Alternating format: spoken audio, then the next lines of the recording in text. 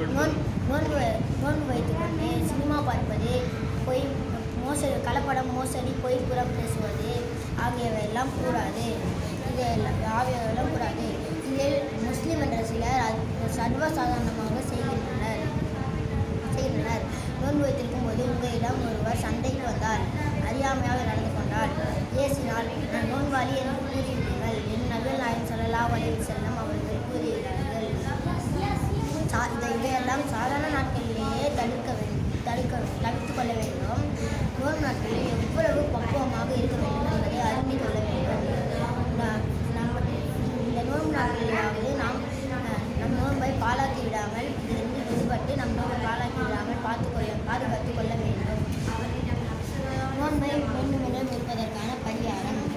நோன்பை ஒருவர் வேண்டுமென்றே முறித்தால் அது பெரும் குற்றமாகும். நோன்பு வைத்தவரை விட நோன்பை வேண்டுமென்றே முறித்தவர் பெரும் குற்றவாளி ஆவார். அவ்வாறு செய்தால் அதற்கு பரிகாரமும் செய்ய வேண்டும்.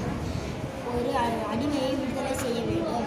அதற்கு வசதி பெறாதவர்கள் 60 நாட்கள், அதாவது 2 மாத காலம் நோன்பு நிற்க வேண்டும். தொடர்ந்து நோன்பு நிற்க வேண்டும். அதற்கு உடல் வலிமை பெறாதவர்கள் 60 ஏழைகளுக்கு உணவளிக்க வேண்டும்.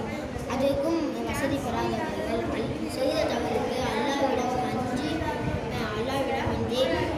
அல்லாஹ்விடம் வந்தி பாவ மன்னிப்பு கேட்க வேண்டும். அவ்வாறு செய்த